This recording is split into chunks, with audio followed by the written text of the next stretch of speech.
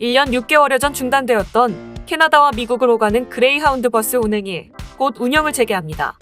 11월 8일부터 백신 접종을 마친 승객들은 마스크를 착용하고 있는 한 다시 그레이하운드 버스를 통해 국경을 넘어 여행할 수 있게 됩니다. 이날은 미국과 캐나다의 국경이 모든 비필수 여행객들에게 개방되는 날로 그레이하운드사는 가능한 빨리 고객의 수송을 개시할 준비를 하고 있습니다. 토론토에서는 하루 3번 버팔로행 버스가 출발하며 시러큐스, 뉴욕시 등으로 환승이 가능합니다. 밴쿠버에서 출발하는 버스는 하루 2번이며 워싱턴과 시애틀행입니다. 몬트리올에서는 매일 오전 7시와 오후 11시 45분 2차례 출발하여 플래스버그, 올버니, 뉴욕시를 경유하며 오전 7시에 출발하는 추가 노선은 보스턴으로 향하여 버몬트와 뉴햄프셔를 경유합니다. 그레이하운드의 웹사이트에는 이미 모든 노선에 대한 예약이 열려 있습니다. 미국 육로로 입국할 때에는 음성 코로나19 검사를 받을 필요는 없지만 캐나다로 돌아올 때는 음성 검사를 받아야 하는 점 참고하시기 바랍니다. 다음 뉴스입니다. 코로나19 제한이 해제되고 여행이 증가함에 따라 올겨울 스키업계는 바쁜 시즌을 보낼 것으로 예상하고 있습니다. 그러나 캐나다 스키협회에 따르면 전국 스키장들은 노동력 부족으로 힘든 시즌을 보낼 것으로 예상됩니다. 폴 핀치백 캐나다 스키협회 회장은 경제개발 및 이민 장관에게 서한을 보내 연방정부에서 현재 워킹홀리데이 비자로 캐나다에 거주 중인 사람 또는 워킹홀리데이 비자가 거의 만료된 사람들의 비자를 시즌이 끝나는 내년 5월 1일까지 연장해 줄 것을 촉구했습니다. 그는 또한 정부가 새로운 비자 신청을 빠르게 처리하기 위해 더 많은 인력을 충원해 줄 것을 요구했습니다. BC주 켈로나에 있는 빅화이트 스키 리조트 부사장은 시즌이 시작되면 보통 600명 내지 700명의 직원이 필요한데 현재 250명의 직원만 확정되어 있다고 말했습니다. 시즌이 시작되기까지 한 달 정도 남았는데 캡룹스 인근에 있는 썬픽스 리조트도 100명의 직원이 더 필요하다고 합니다. 레벨스톤 마운틴 리조트 운영 부사장 또한 모든 스키 리프트 관련 직원은 채워졌지만 음식, 음료 및 호텔 운영 관련 직원은 아직 턱없이 부족하다고 말했습니다. 스키 리조트는 직원의 약 50%가 해외 출신입니다. 직원을 채용해도 비자가 나오지 않아 취소할 수밖에 없는 사례들이 발생하고 있습니다. 캐나다 스키협회 회장은 서원에서 이 문제를 해결하지 않으면 노동력 부족으로 인해 스키 리조트 관련 기업들은 근무 시간을 단축하거나 아예 문을 닫게 될 수 있다고 말했습니다. 다음 뉴스입니다.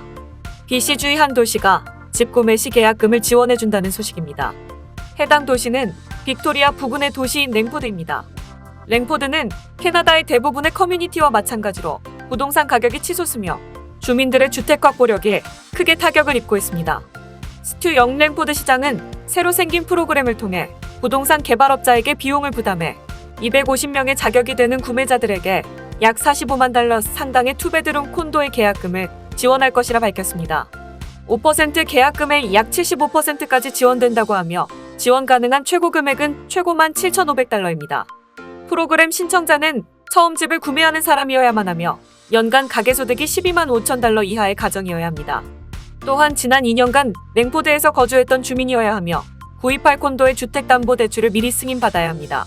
이 프로그램은 지난 10월 19일 처음 발표되었으며 내년 1월에 집을 구매하고 싶은 사람들에게 해당됩니다.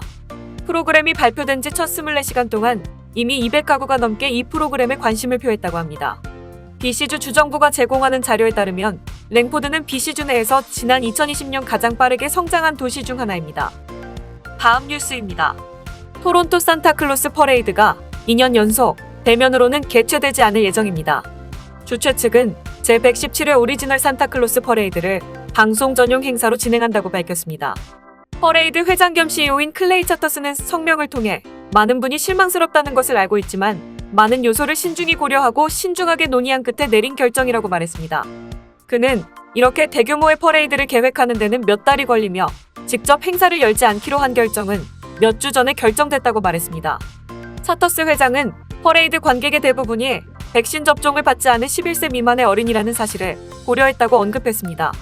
공공행사로서 주최 측은 물리적 거리 두기 및 마스크 착용과 같은 공중보건 조치를 시행하거나 방문자의 백신 접종 상태를 확인할 방법이 없다고 설명했는데요.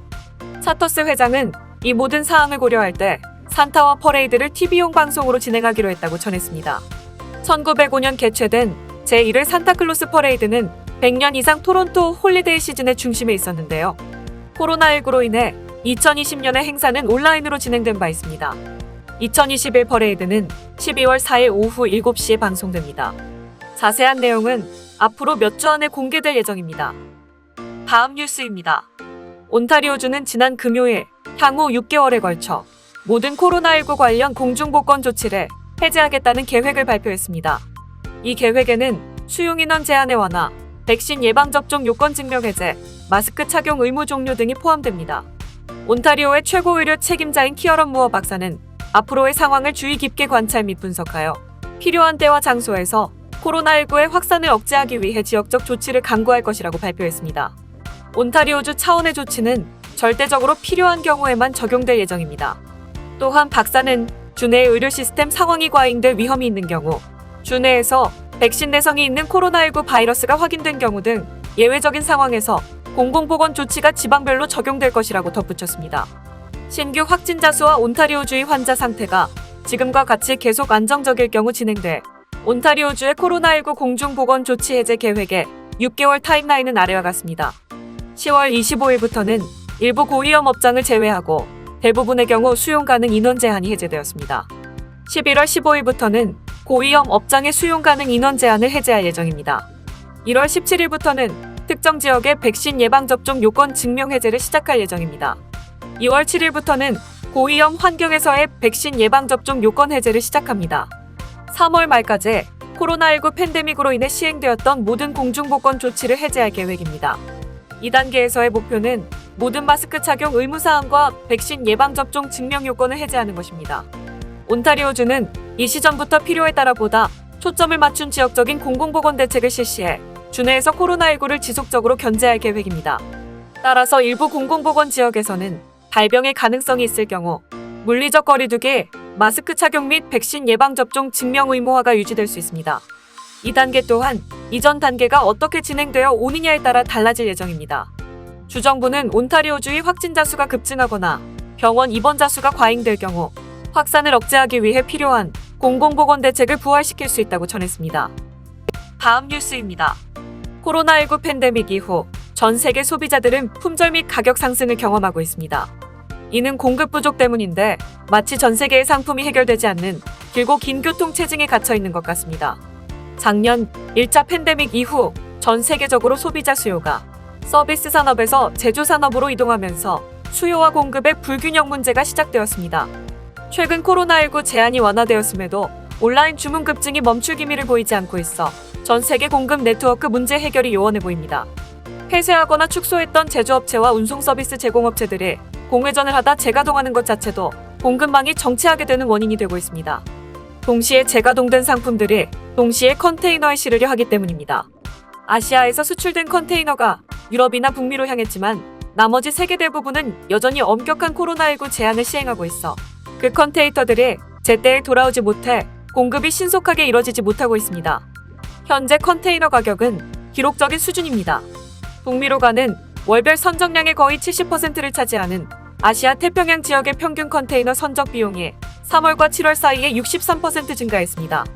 같은 기간에 유럽에서 컨테이너를 보내는 데 드는 비용은 거의 80%나 증가했습니다. 여기에 에너지 위기로 운송에 대한 유류 할증료와 공장 가동에 대한 생산 비용 역시 가파르게 증가하고 있습니다. 인력 부족과 새 직원 유치를 위한 급여 인상 또한 해결해야 할 과제입니다. 각각의 공급 네트워크 단계의 비용 상승은 고스란히 물가 상승으로 이어집니다. 캐나다에서는 9월 물가 상승률이 4.4%로 2003년 이후 최고치를 기록했습니다.